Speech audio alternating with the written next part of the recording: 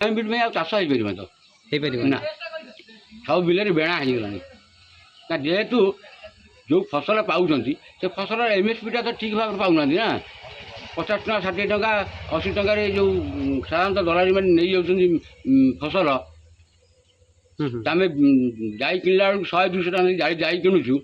ଲୋକେ ଚାଷ କେମିତି କରିବେ ଆଗାମୀ ପିଢ଼ି କେହି ଚାଷ କରିବେନି ଆଉ ଆସ୍ତେ ଆସ୍ତେ ଚାଷ ବିଲୁପ୍ତ ହେବ ଆଉ ଯେଉଁମାନେ ରାଜଗାଦିରେ ବସିଛନ୍ତି ସେମାନେ କ'ଣ ଖାଉଛନ୍ତି ସେମାନେ କାଗଜ ଖାଇବେ ଲାଷ୍ଟରେ ସେମାନେ ଖାଇକି ରାଜନୀତି କରୁଛନ୍ତି ତ ସେମାନେ ଲାଷ୍ଟକୁ କ'ଣ ଖାଇବେ এই যে নির্বাচন মন্ডলী ଅଛି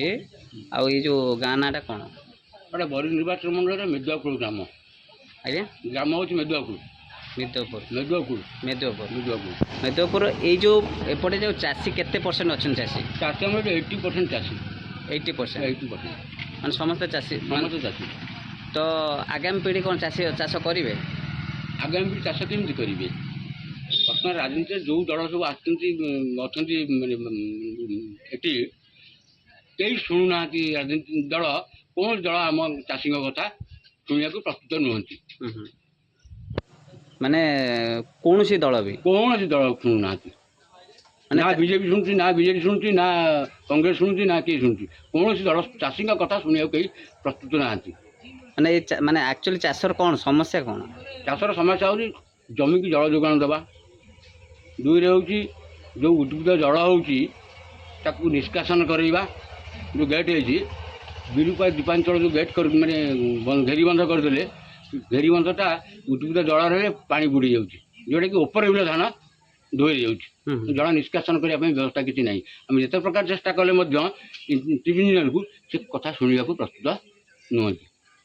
ମାନେ ଏଇ ଯେଉଁ ଚାଷୀ ଯେଉଁମାନେ ଅଛନ୍ତି ଆଗାମୀ ପିଢ଼ି ପାଇଁ କ'ଣ ଦରକାର ଚାଷ ଆଗାମୀ ପିଢ଼ି ପାଇଁ ଆଉ ଚାଷ ହେଇପାରିବ ତ ହେଇପାରିବ ନା ସବୁ ବିଲରେ ବେଣା ହେଇଗଲାଣି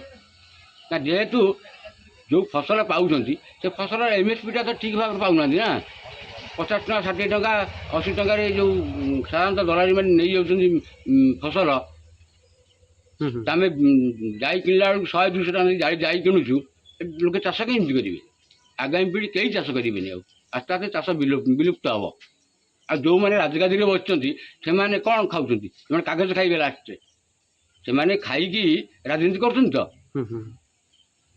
ସେମାନେ ଲାଷ୍ଟକୁ କ'ଣ ଖାଇବେ ଏଇ ଯେଉଁ ଆମର ଯେଉଁ କୃଷକ ଯେଉଁ କାର୍ଡ଼ ହେଇଛି କ'ଣ ତା ଦେହରେ ବେନିଫିଟ୍ କିଛି ପାଉଛନ୍ତି କିଛି ବେନିଫିଟ୍ ନାହିଁ କୃଷକ କାର୍ଡ଼ କିଛି ବେନିଫିଟ୍ ନାହିଁ ଏ କାଳିଆରେ ଟଙ୍କା 2000 ଟଙ୍କା ପଠାଇ ଦେଉଛୁ ସେ ଟଙ୍କାରେ କ'ଣ ମୂଲ୍ୟତା ଅଛି କିଛି ନାହିଁ ମାନେ ତାର କିଛି ବେନିଫିଟ୍ ନାହିଁ କିଛି ବେନିଫିଟ୍ ନାହିଁ ଗୋଟେ ଚାଷୀକି କ'ଣ ସହାୟତା ଦେଲେ ଚାଷୀ ଉପକୃତ ହେବ ଗୋଟେ ସାଧାରଣତଃ ଗୋଟେ 4th ଗ୍ରେଡ୍ ସରକାରୀଙ୍କର 4th କ୍ଲାସ୍ର କର୍ମଚାରୀ ସହିତ ଏ ଚାଷୀ ସମକକ୍ଷ ନୁହେଁ 10 ଏକର ଚାଷ କରୁଥିବା ଜମି ଚାଷୀ ସମକକ୍ଷ ନୁହେଁ ତା ସ୍ତ୍ରୀର ଖଣ୍ଡେ ବ୍ଲାଉଜ୍ ଖଣ୍ଡେ ଲୁଗା ପିନ୍ଧିବା ତା ପାଇଁ କଷ୍ଟକର ହେଇପଡ଼ୁଛି ମାନେ ଚାଷୀମାନଙ୍କର ତ ମାନେ ଶୁଣିବାର କିଛି ନାହିଁ ଆପଣଙ୍କ ଏରିଆର ମେନ୍ ସମସ୍ୟା କ'ଣ ଦରକାର ଆପଣଙ୍କୁ ମାନେ ଚାହୁଁଛନ୍ତି ଆମ ଏରିଆର ସମସ୍ୟା ହେଉଛି ପାଣି ଜଳ ଯୋଗାଣ ପ୍ରତ୍ୟେକ ଜମିକି ଜଳ ଯୋଗାଇ ଦେବା ଉଦ୍ଭିଦ ଜଳ ହେଲେ ବେଳକୁ ପାଣି ଯେଉଁ ବର୍ଷାରେ ଧୋଇରେ ଯାଉଛି ସେଟାକୁ ନିଷ୍କାସନ କରାଇବା ଏଗୁଡ଼ା ସରକାର ମୋଟେ କର୍ଣ୍ଣପାତ କରୁନାହିଁ ମାନେ ନା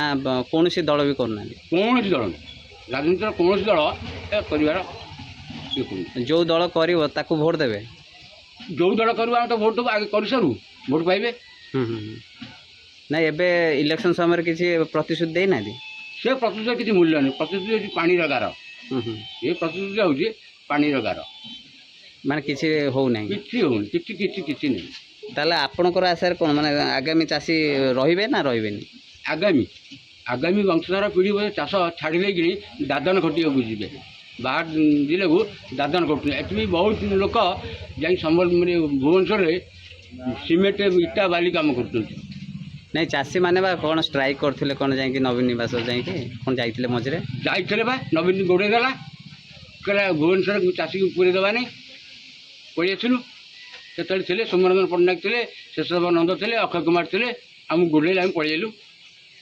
କେତେ ଚାଷୀ ଯାଇଥିଲେ ବହୁତ ଚାଷୀ ଯାଇଥିଲେ ଚାଷୀ ତ ବହୁତ ଚାଷୀ ଆଉ ଭୁବନେଶ୍ୱର ରହିବା ପାଇଁ ଜାଗା ମିଳିଲାନି ଚାଷୀଙ୍କୁ ସେତେବେଳେ କ'ଣ କମିଟମେଣ୍ଟ ମାନେ କିଛି କଥା ଦେଇଥିଲେ କିଛି କଥା ଦେଲେନି କିଛି ଦେଲେନି ଦେଲେ